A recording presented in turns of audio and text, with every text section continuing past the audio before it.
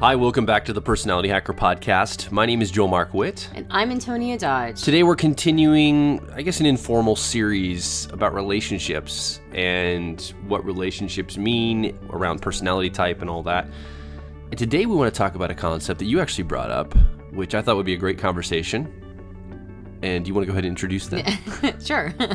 I could do it, but I think you do it justice better. Yeah, it's a concept called Imago Relationships, and it was originally introduced by Harville Hendricks in the book Getting the Love You Want.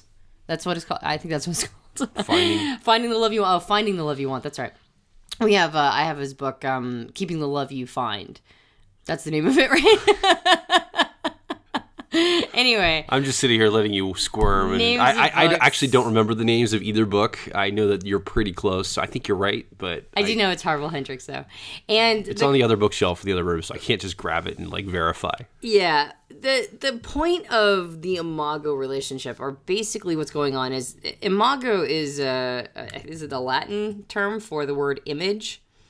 And the concept is that we have an image in our heads of what love looks like, starting from the time that we're born, based on our familiar relationships with parents, with teachers, with these big influencers in our life as we're growing up. We learn what love is, basically, or what we have interpreted as love through this journey. So depending upon how you were raised, right, depending upon what kind of love interaction you had with these major influences in your life, you're going to pick up a couple different, basically, love habits. You're going to have certain markers that mean love to you. And then another piece of the Imago relationship is not just that we become familiar with love, or an image of love, and then we go seek it when we become older and we look for a mate. We also have unmet needs.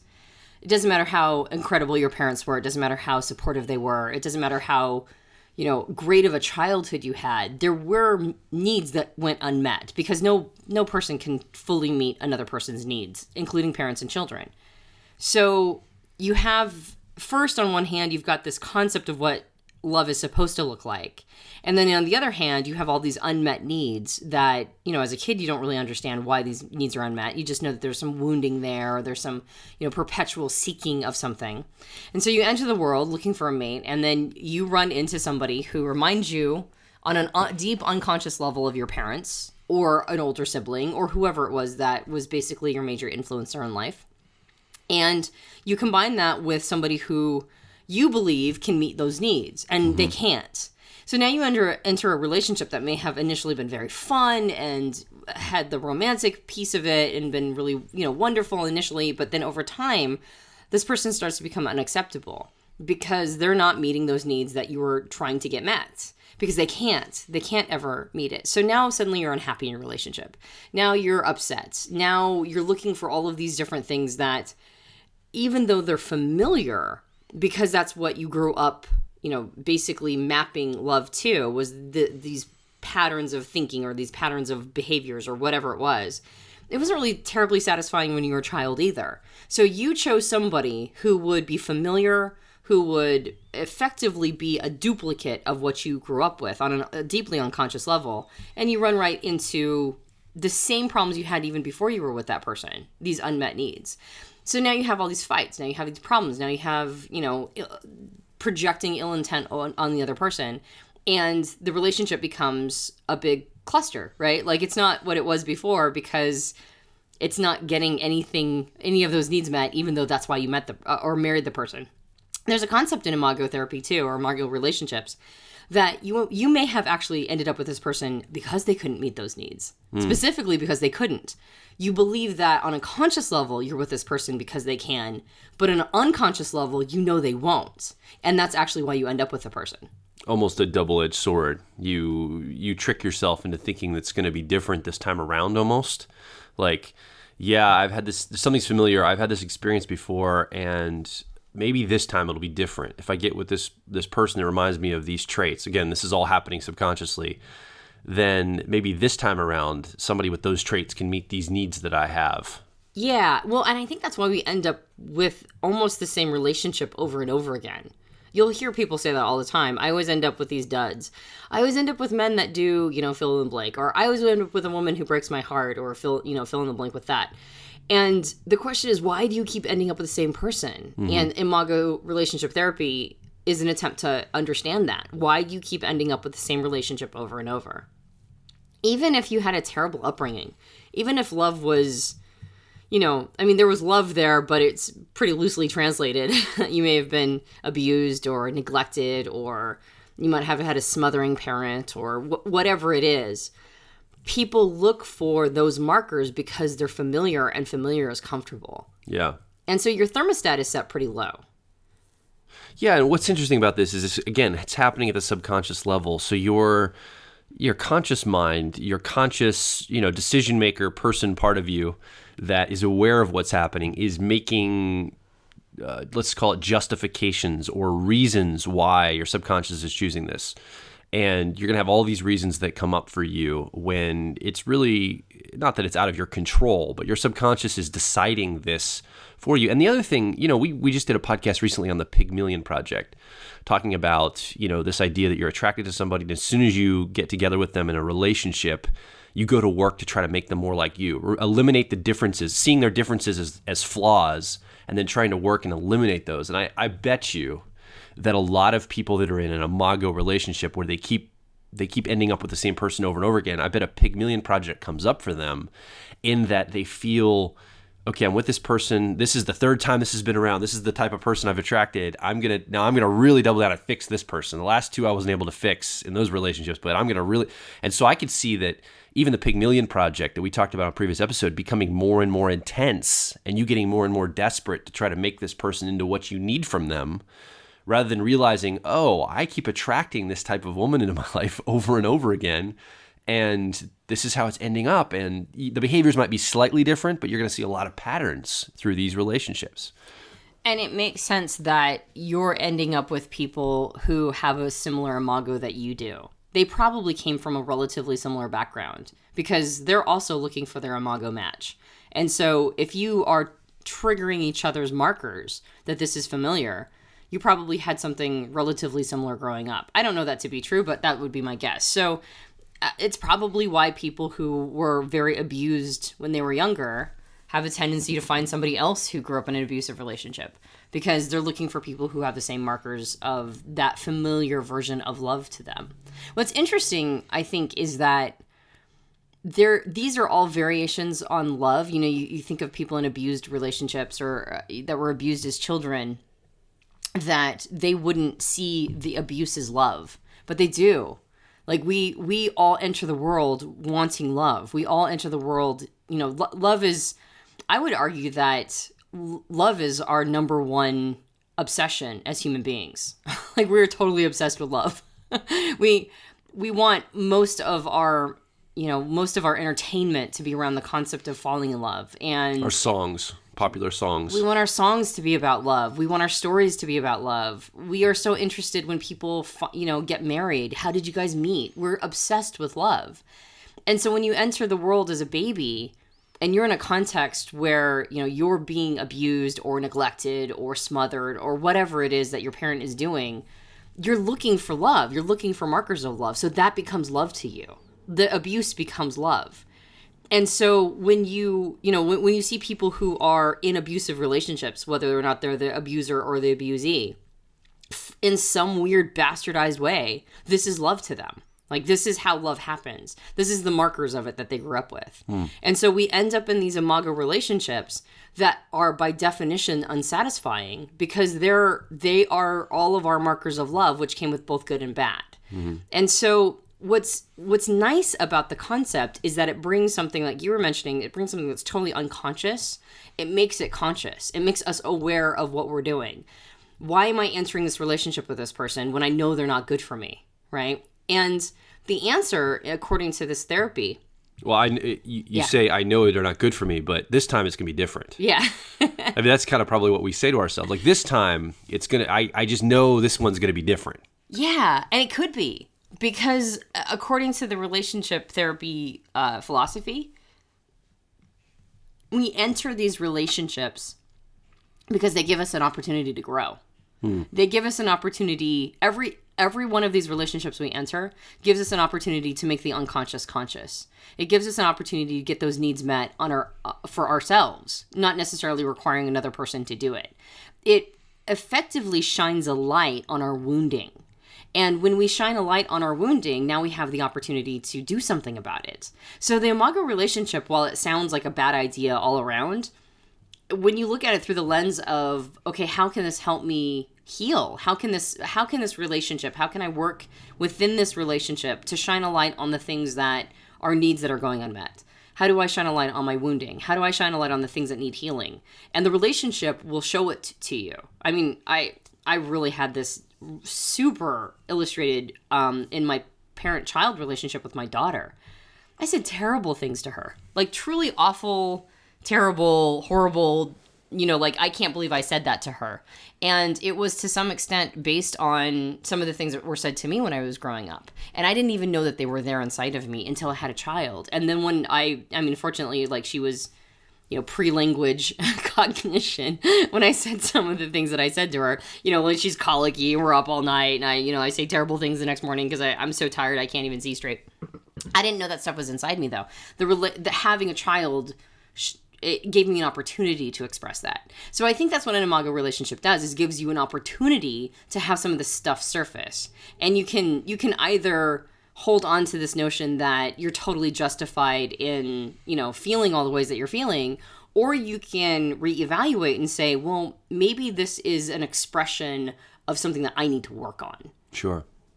So just to recap again, an Imago relationship is a relationship that you enter into. There is something unconscious in that person that's triggering something familiar to you, something that you resonate with that you may not consciously be aware of. And what we're talking about is the ability for that to bring this subconscious stuff to light. And my guess from understanding this and also just anecdotally is that we want to resist that at all costs. We enter this relationship where all of a sudden, these deep, dark things in our lives are able to be, this relationship would provide us the ability to bring something unconscious to the surface, right? And when that comes up, we often will ignore it, suppress it, look the other way. We don't want to see that part. Almost by definition, it's like part of us that was like, no, we don't want to see that.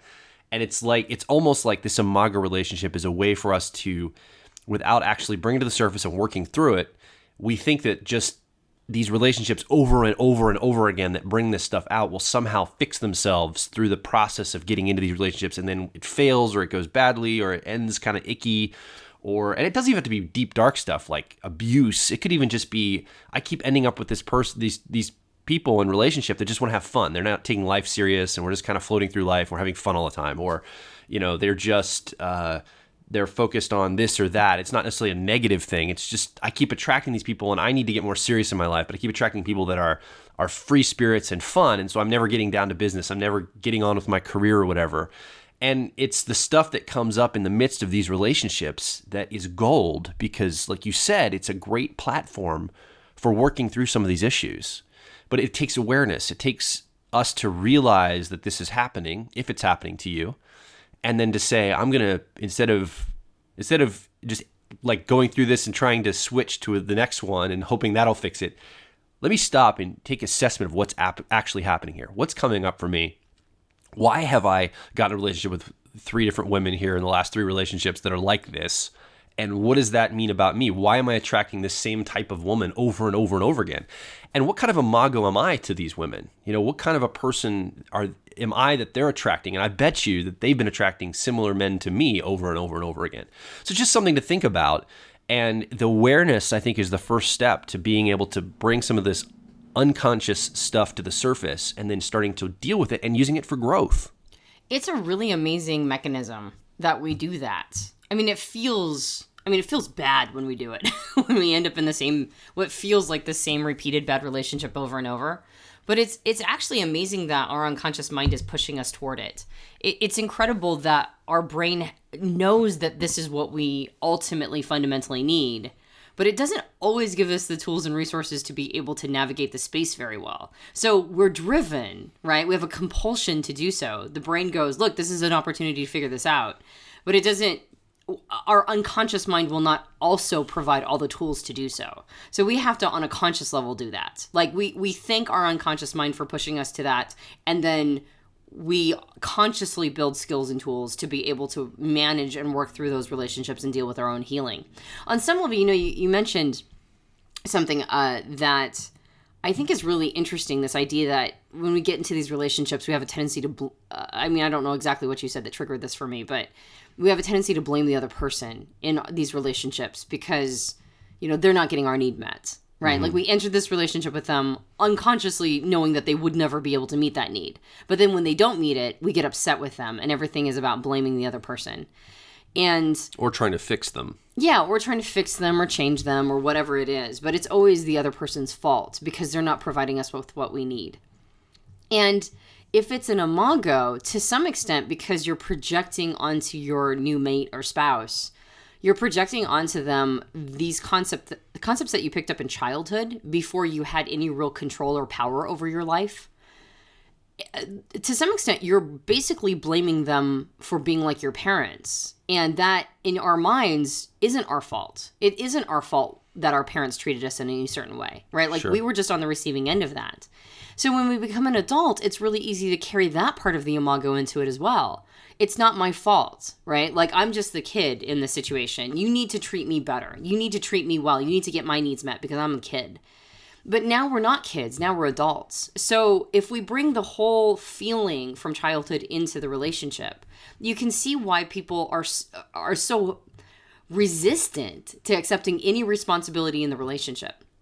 And while that may or may not be true, right? Like, it's true that you didn't do anything to deserve how your parents treated you, whether it was good or bad. You just showed up, right? And your parents treated you the way that they treated you. It's just, it's a cosmic mixed bag. And so it really isn't your fault. But that said, as an adult, it's not really about fault anymore. It's more about what is it that I want out of life? And am I going to be personally responsible for getting what I want? And if I want a good, awesome, loving, amazing relationship with my mate, I can stay in the blame game. I can stay in that position of, I'm just a little kid. It's not my fault how you're treating me. Or I can say, fault at this point is irrelevant. Assigning blame at this moment, that may or may not be helpful, but it's probably not going to be particularly helpful when I'm trying to figure out what it is that I want to accomplish, get, do, be, etc. And I want to reach out for that. And then maybe later on I can assign blame if that seems relevant later.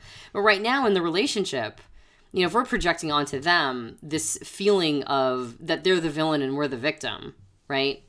That's really not going to get very far. And when you reverse the perspective, the other person is doing the exact same thing. And so when they think they're not at fault, they're right too, right? So if we project onto them this adult status and I'm the child, well, we're not getting my needs met, and so you're perpetuating this feeling of wounding, and that's not my fault. The other person's feeling the exact same way. Mm-hmm. And they're right too. It's not their fault either. So assigning fault or blame in those moments is irrelevant. It's really more about two people deciding to take responsibility for the quality of the relationship. Sure. And when they're working through these imago, situations that keep showing up over and over again, building skills and tools to be able to step back and go, okay, it kind of doesn't matter who's at fault. How do we make sure that we are, that we're getting our needs met through good communication, through better self-understanding, through personal development, through becoming better versions of ourselves? How do we make sure that that's our actual goal? Yeah. Well, and I think the other thing is to, as you mature and you grow in your personal growth, as one matures and grows, if you're listening and you grow in your personal growth, you realize that not one person can meet all of your needs in any way. And sometimes we have needs that are unrealistic. They're needs that we need to take care of. They might be healing issues from childhood. And again, that imago, it's unconscious and it's going to pop up, and we might be attracted to people that we think will be able to work this out. But ultimately, we need to become people that are looking at ourselves to begin working on meeting those needs and the healing that might need to happen, or the the work that needs to happen in us and not outsource that to someone else. Now, that's a lot easier said than done. I mean, when you're in the midst of that, that takes an immense amount of awareness and a lot of work sometimes through personal growth and personal development. And what I would encourage you to do is, if you're in a relationship, look for the markers that are coming up. If you have a great exercise that I do is anytime I have discord, anytime I have negative feelings or thoughts or grumpiness or tension in a relationship or any of that, anytime there's something that makes me feel bad, like it feels icky, I take that as just like any other pain in your body. You know, you bump your elbow, you bruise your elbow, and you forget you bumped it on a door, and then like 3 days later, you're like, man, my elbow's sore. Well, it's because you banged it on something. It hurts. It's bruised. So there's a pain there. There's something wrong with your body. Now, extreme pain means there's something extremely wrong. If your insides hurt, you're like, you need to go to the doctor to get something checked out. It's a marker of something needs to be corrected, right? So if you have emotional pain, it's the same thing. Look at the emotional pain you might have as a way to say, okay, where do I need healing here? Where can I look to see there's probably a need going unmet? There's probably something that I need to work on. And yeah, the other person is giving that or mirroring that pain back to you, but it really is, it's originating with you. I mean, they might be doing something else that doesn't bother you at all, but it bothers somebody else. So everybody has their own triggers and things that are icky to them. If you're in a relationship, in an Imago type relationship, use that as a tool to begin allowing those things to become into your awareness. Yeah, well, to build on your metaphor of bumping your arm and bruising it, if somebody comes along and accidentally bumps your arm when it's bruised, you can either go, why did you do that? Right? Like, as if the person did it on purpose. Or you can go, ooh, I'm really sensitive there. Ooh, please be careful. And I mean, 9 times out of 10, the person's going to go, oh, I'm so sorry. I didn't mean to bump you in someplace that's already bruised.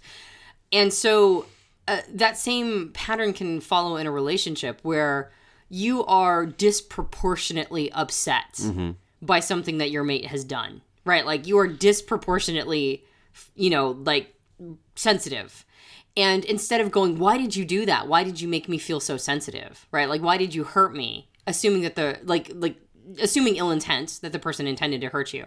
Or you can go, wow, I'm really sensitive about that, right? Like, wow, did you see me? I just totally blew up. All you said was, you might want to wear a sweater.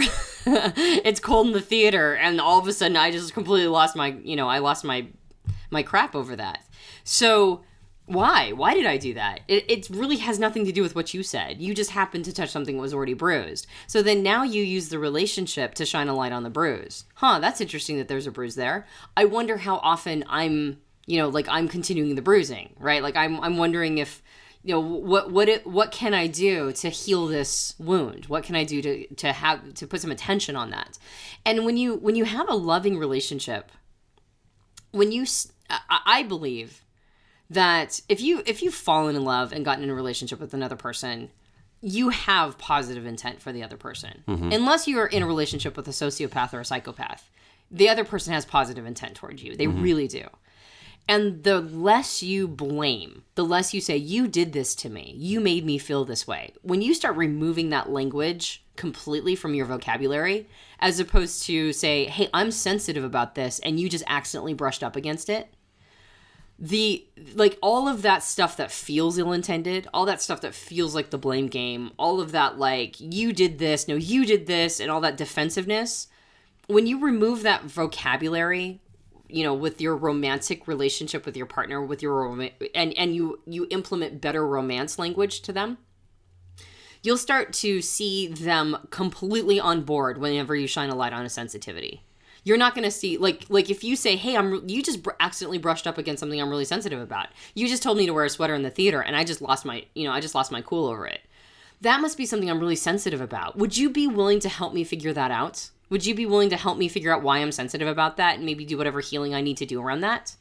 Your mate will be so on board with you because they didn't want to accidentally brush up against a wound. They didn't want to do that. They didn't want you to, lose it when they suggested you wear a sweater to the theater. Like, they're open to that. Almost invariably, they're open to you saying, I take responsibility for having this wound. I would like to do something about it. Can you help me do something about it? That is a totally different dialogue than, why did you hurt me? Why did you brush up against? Why did you tell me to wear a sweater to the theater? You know that my dad used to tell me to do that, and then he would hit me or whatever it was. Why did you do this on purpose, right? This concept that the other person intentionally hurt you. And they never do. Not intentionally. If there's intentional hurting, it's usually retribution because the other person feels powerless. I don't want to dissent from what you just said too far. However, I think the other person would be willing to do that with you. It's been my experience that when I've what I would consider humbled myself in a situation like that always hasn't been met with it hasn't been received well in my past. And I think the reason is because the other person, you also have to remember, they have a lot of pain, hurt, and insecurities as well. And sometimes they're not able to stay present in the presence of someone who's willing to open themselves up like that. That like unnerves them to the degree where I hope this person doesn't expect this of me now because I'm not ready. I am not ready to go there. So they would I've been in a relationship where the person shut down me being able to try to open up dialogue like that because she wasn't prepared to go there herself. And she felt like if she allowed me to explore that, then, now why wasn't she doing it? That it shined a light on her unwillingness in that. And so I think there's a caution there that you have to understand who you're with. And oftentimes, if you're with an Imago, and this hasn't been brought up before, somebody that's in your Imago pattern, there might be a proclivity to them to rejecting or removing that opportunity from you. Now, that's my guess is that as you go through life and you get better at selecting relationships, you might have a person that will work great with. And I think each person's different, obviously. But I've just noticed from experience that I don't think always 100% of the time when you come to the table and say, hey, I'm acting weird here. Can you help me grow through this? They're going to receive that well. In fact, they might see that as a sign of weakness, or at least consciously say that's a sign of weakness to themselves because they don't want to unconsciously, they don't want to recognize the fact that they might have to open themselves up too. Again, I'm not dissenting from what you said. I think that most people will play with you in this space, but there is something there that you can't always assume that you're going to get good response from that. Yeah, I think you're right. No, I think you're absolutely right. Unfortunately, I do some relationship coaching, but I don't do a lot of relationship coaching. And one of the reasons is I think that people have this concept of preserving a relationship at all costs. Mm-hmm. Like they just want to stay together no matter what. And I am not impatient. I'm very picky about who I'll choose to spend my time around. Mm-hmm. And in particular, who I would spend my life with. And so if I was in a relationship personally, and this is probably going to come across a lot more harsh than I intend for it to, but if I was in a relationship with somebody who was not okay with me being authentically vulnerable, mm-hmm. that freaked them out because they couldn't be authentically vulnerable, and so they would exploit that, right? Like if I said, hey, you just brushed up against something that is a trigger for me, can we explore this and try to figure out why I'm triggered and we can heal? And that freaked them out because they would never want to do that on their end. That might be like the deal breaker for me. I would not be okay being in a relationship with someone who is completely unwilling to work on themselves. And I know that, in the situation that you were in, I mean, that relationship eventually ended. And you were married, you had a couple kids, so it wasn't like it was an easy thing to do. It wasn't like you were just, hanging out for a while and decided that wasn't what you wanted. But like that was something you had truly committed to. You had children in that relationship. Mm-hmm. And because of the unwillingness, one person can destroy a relationship, mm-hmm. right? It takes two people to make a relationship work, and one person can absolutely sabotage it. And in a situation like that, if you're in a relationship with I hesitate to say this as advice, but from my perspective, if I was in a relationship with somebody who was unwilling to grow, who was unwilling to allow me to be authentically vulnerable and have authentic expressions of personal development, mm-hmm. and, self-criticism, because they didn't want to have to go there themselves, mm-hmm. ever, right? And so they would punish me for that. Like, I would be out of that relationship so quick. There would be no reason to spend another minute in that relationship for me. Yeah. But that's also because it offends my list of core values. My core values on my list of core values is self-development and personal development, even when it takes an extraordinary amount of bravery. Sure. Even when it means that I have to see stuff that is extremely painful for myself. That's one of my core values. So I don't think I could be in a relationship with somebody who was offending one of my core values. But that, of course, is just me. And so when I say, the majority of people are going to like go on that ride with you, in my mind, I've already personally vetted the people who will not. Sure. Like anybody who is not going to go on that development journey at least a little bit, right? At least a little bit. Dip their toe in it at least. Those are not people I would invite into my life. So yeah, you're right. I have an idealistic perspective around there because I have a vetting process for who I'd get into a relationship with. But that's me having the privilege of saying that, having gotten into a relationship after I was into personal development. Yeah. So if you're married, you got married at like 18 or 19, right? And you've been married for 15 years and it's made you want to blow your brains out for the last 5 years because it's been so awful. And now you've got a gaggle of kids with them. You got 2, 3 kids, who knows? And and now you're like, okay, so how do I deal with this Imago relationship right now? I'm not very happy in my relationship and I feel completely stuck and there's really nothing I can do about it. And that person will not go on that journey with me. Mm-hmm. And the answer is, there's a lot of different possible answers there.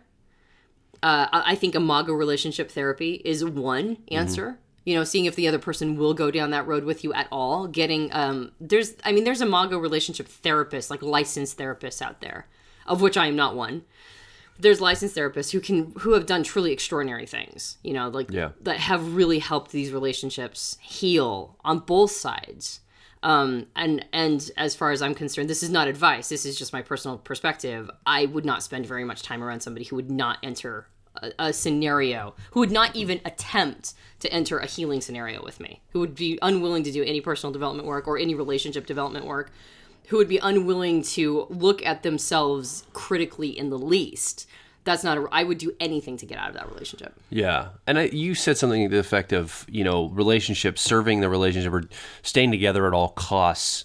And I think there's a culture in our current world of people giving up too easily with things. So what I'm about to say, I want to be very careful that you don't think that I'm saying to cut and run if things get bad. Because I think that we have a tendency in our modern world to want everything instant and everything perfect and everything optimized, and to not have to really struggle or work through things that aren't going really, really well. I mean, both of my sets of grandparents were married for 50, 60 years. I think both ended up celebrating their 60th wedding anniversaries. And then, 3 of them have died since, and there's one grandmother still living. But they were married their entire lives.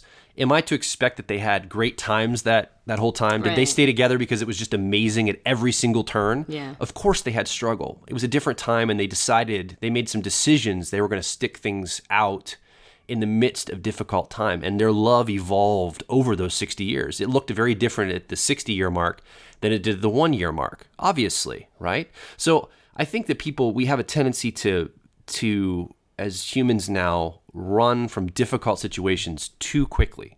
Having said that, we need to remember that we humans don't serve the institution of marriage or the quote-unquote institution of a relationship.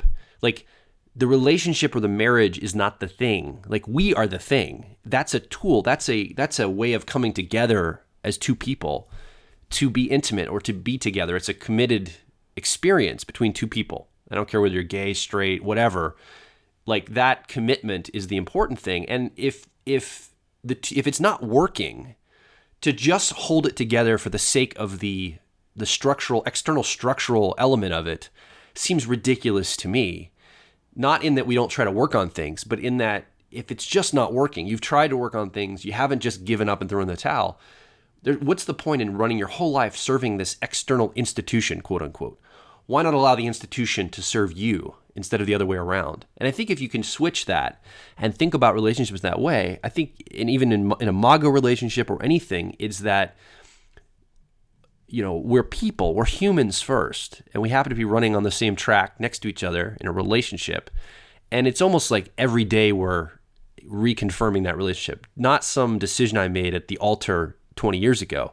It's like I get up this morning and I say, hey, I'm in love with you. I love you. Let's make this life great together. And that daily, continuational process is really where the heart of the relationship lies, not in some ancient commitment that a shadow and you're running on fumes. So I just want to say that I kind of contradicted myself there, saying stick it out, but also if it's just not working, there's no reason in propping something up that it's all smoke and mirrors for you two in this relationship. You know, it just doesn't make any sense. I don't think there's any contradiction there.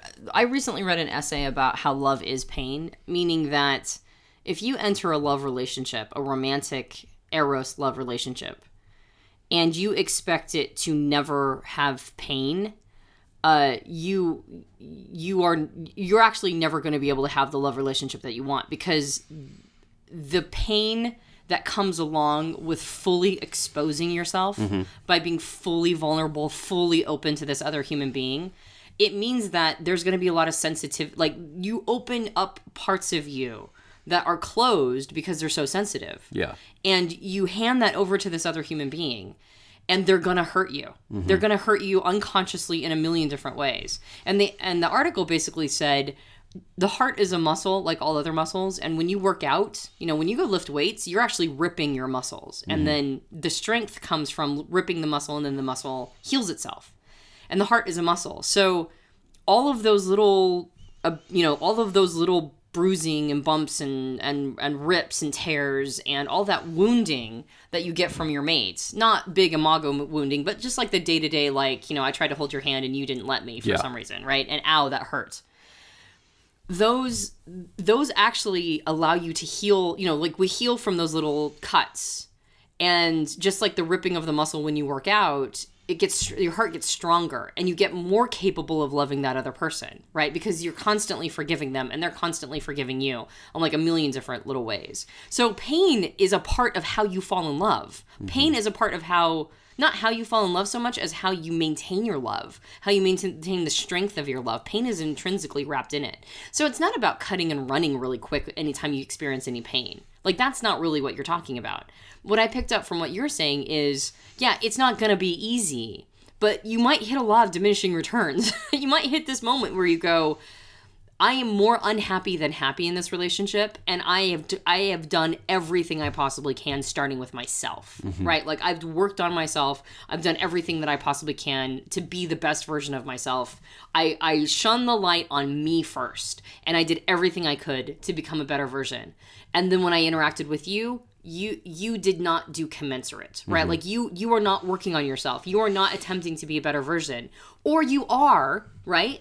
You're becoming a better version of yourself, and I'm becoming a better version of ourselves, and we realize that we're actually not the right people for each other, or whatever it is, whatever ends the relationship. There are legitimate reasons to complete a relationship, and it doesn't mean that you just gave up. So I think it's the balance of not cutting and running when things get hard, but at the same time not staying in a bad situation beyond, when you're basically throwing good money after bad. And when you say, we as humans don't serve the institution, I think we have put marriage on a pedestal, or at least we did before. In previous generations, like, I think it had to do with a lot of theological and religious ties to it. You make a commitment before God, so you're never allowed to leave this binding commitment that you made before God. And as we've, as a culture, loosened our grip on, having our theological views or our doctrinal views so tightly wound with our social views, right? As that's become more and more separate, we don't feel like we have to stay in a marriage. And I think probably what ended up happening, I wouldn't be surprised, pendulum always swings. Once there was this concept of permission to be able to get divorced, I think probably people got divorced way too early for a while because they knew they could, right? Yeah. Like, it was an option. And now we're at a place right now in society where a lot of us, you and I were very fortunate that we did not come from, broken homes, basically, quote unquote broken homes. I don't know if that's the correct vernacular anymore, but basically our parents are still married. Yours and my parents are still married. There were times, though, when my parents passed, and I'm like, maybe you guys should separate. Maybe you guys should get divorced. But they stuck it out. They stuck it out, and they're closer today than they've ever been. They're closer today than they've ever been, right? And they have, they have a good, solid relationship. And your parents, same deal. They have a good, solid relationship. So there is something to be said for sticking out. But by the same token, my parents are also people who really do have good intent for each other. And they've wounded each other and hurt each other. And ultimately, at the end of the day, all they want to do now is be nice to each other. So if you can get to a point where you're wanting to be nice to each other, then that's great. Yeah. So I have a question for you as far as this idea of commitment. So you and I are married, right? And if you've been listening to our podcast a long time, you'll have discovered that. But if you're brand new, Antonia and I are married. We've been married a few years. Does that unnerve you when I say something about holding, to commitment loosely? My expectation is, and particularly in gender roles, women would feel very much like that would be an unnerving. And again, I think some men feel this way too. Obviously, a lot of men feel this way. It's not just women, but they like the commitment of being with someone, and to say, well, you're the Imago and I hold loosely to that. My guess is it's not unnerving to you because you don't think in those terms. But what would you say to maybe the person that they hold on to that commitment as their safety net, their security blanket, their feeling of like it's almost like that's what gets them through, knowing that this person made a commitment to them, and that's kind of how they're framing it. I know a lot of people like this, that the commitment means a lot, even in the midst of pain, agony, and knowing that it's just never going to work out. They might even be separated. Their spouse might have even cheated on them, and they're still have this idealized institutional commitment structure that and that's almost an imago to some degree for them. They can't say, okay, it's over. This just isn't going to work no matter what we do or what I do. I'm working on myself. I'm trying my best, but it's just not going to play out. How would you answer that person? What would you say to that person? I don't know if you have an answer, but I'm just throwing it out there. Yeah, I mean... First of all, does it unnerve you that I say that about holding to a commitment loosely? No, I'm not unnerved by that at all. I recognize that, I mean, you and I have...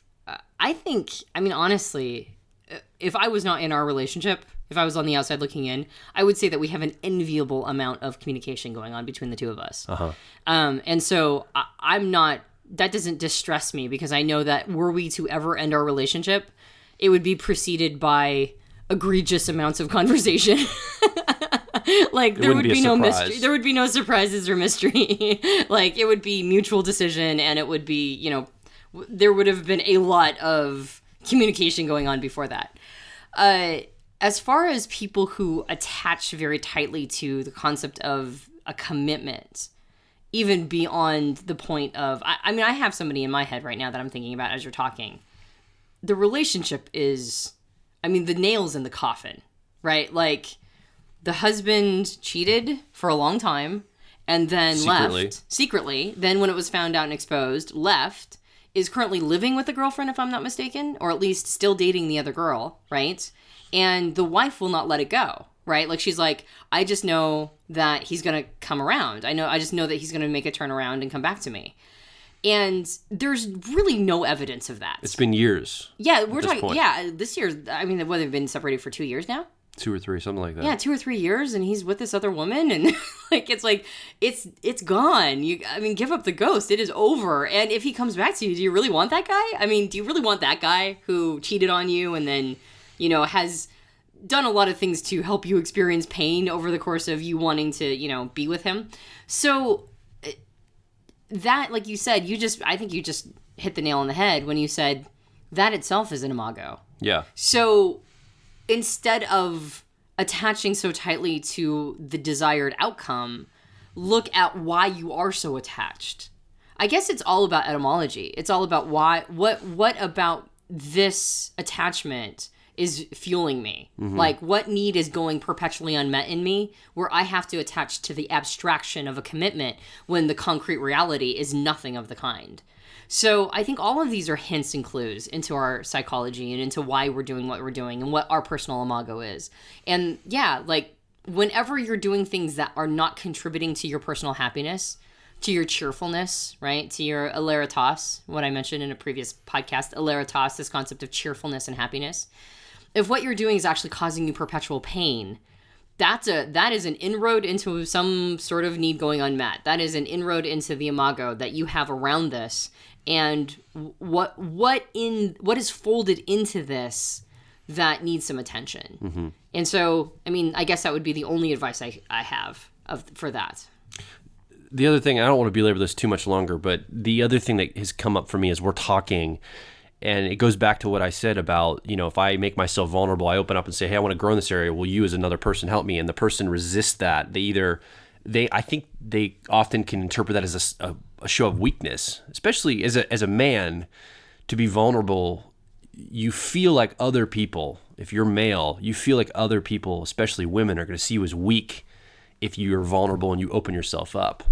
And I don't think that's necessarily the experience of women from men. I don't think women feel that way, but that's how men have been brought up to feel like, you know, what is the comedian Bill Burr, you know, act like a man, you know, don't show any feeling and pretend like you got answers. Like that's the thing you've been told since you're a little boy by your grandfather, your fathers, the other men in your lives, is to be tough and never show weakness or vulnerability. So anyway, so that's the one thing that came up for me. But the other thing is, I think the fear is that if we open ourselves up to grow in this relationship, so we're now aware, we say, oh my goodness, I listened to this podcast and I'm in an Imago relationship. And they talked about being aware, you know, Antonia and Joel talked about being aware. So now I'm aware, I'm looking at the things that this has triggered. This is my third relationship with this guy. Maybe you're a woman, you're in a relationship with a man. And this is my third guy that I've been in a relationship with. And I'm look at the pattern here. Boom, boom, boom, happening over and over again. But I can't open myself up. He's going to leave me. Once he knows these deep, dark things about me, he's going to want to flee. He's going to want to not be with me anymore. I can't. Like the fear of opening yourself up to another person to work through some of these Imago issues is terrifying, especially if you've never had practice in doing it, or you've never had experience of you doing that with somebody that you're really intimate with. They already know a lot of your deep, dark secrets. Now you're going to share even more, or possibly, quote unquote, all of them with them. Like that is a terrifying experience. And I don't necessarily have a good answer to here's how you deal with that, but know that when you open yourself up, it can feel terrifying in the moment. But would you rather live a life where you repeat things over and over and you're not getting to the next level? Or would you like to risk a little bit, risk a relationship? Because you might think the relationship's great. I don't want to make it vulnerable and lose it. Well, is it really that great to begin with if you're not truly who you can be in that relationship? Yeah. You know, and I think the more intimate relationships get, the more you share yourself with somebody and the more deep it goes, the more you are able to hurt each other, the more you know about each other, and the more intimacy is built. And with intimacy, like you said earlier, that is painful. Just even if you're in a great relationship, you're going to cause pain. And then if it's tough, it's even more painful. And so we try to avoid pain and not go there. But that is a very frightening place to be. It definitely is. It's hard for me to have good perspective on this, I think. Or not good perspective, but sympathetic, like truly sympathetic perspective. I do have a lot of sympathy for people who are in that position. I don't know if I have a lot of sympathy for perpetually staying there and just accepting misery as your fate. And I think it's because, you know, when I made the decision to leave the religion of my youth, and along with leaving the religion of my youth, by definition meant that I cut off relationships with my family. It meant that I cut off relationships with my friends. It meant that I basically had to start over at 30, like with 2 suitcases in my hand. It was easily the most terrifying thing that I've ever done in my entire life. I had no one when I mean, that's not entirely true. Excuse me. I had a couple of friends who were very supportive and were very important in my life at that time. But fundamentally, I didn't have any commitment that I could lean back on. I felt for the first time that I had no net underneath me. I was a tightrope walker and I had no safety net underneath. And I learned through that, as you can only learn through, I think, certain experiences, how extraordinarily resilient we are as human beings. Mm-hmm. I mean, I see the things that human beings have done to each other in the past shows how extraordinarily resilient humans are. We're easy to kill, and then at the same time, we're very difficult to kill. Yeah. We're that weird mix between being very fragile and at the same time, like hardy, you know? And I think that's the human nature. The human nature is that we are both fragile and we are resistant. So if you're in a situation you're like, well, if I really open myself up and be vulnerable to this person, they might not want me anymore. It's like, well, but like you just said, isn't that the litmus test for not wanting to be with that person? Like, you will survive. You're going to be totally fine. Don't worry about it. Like, yeah, it'll hurt. It's going to be painful. And you're going to be just fine. And you're going to have made a decision to be true to yourself. The reason why I was able to make the decision I did is because there was a quote I read. I don't even remember where I read it. But the quote is, no matter where you go, there you are. Yeah. Meaning that the one thing you cannot escape on the planet is yourself. Like, you cannot run far enough away to no longer be with yourself. You are the one constant in your life. You are always going to be you. and you're always going to be inside of yourself. So stop running away from that person. Stop fearing that person. Stop thinking that person needs to be hid. Like, celebrate that person. Don't live in cognitive dissonance. Don't live in a situation that is, like unconscionable or is leading to your personal suffering or misery. Like, you can't go anywhere where you're not. So honor that person. Honor the one person who is going to be your perpetual travel partner throughout your entire life. From the second you're born to the second you die is you. So honor that person. Be good friends with that person. Don't let anybody do any shit to that person, right? Because that's the one person that you are always with. Yeah. So I guess a part of me sympathizes with the fear of having to make those big decisions. And at the same time, it's hard for me to not just go, well, yeah, just do it though. Just do it. You need to just go do that thing. And you're going to be fine. You're going to be fine. You're going to be fine. On the end, it's going to hurt. It's going to feel like hell. And on the like when you get to the end of it and you look back, you're going to go, oh my gosh, I'm so glad I did that. And you're going to be fine.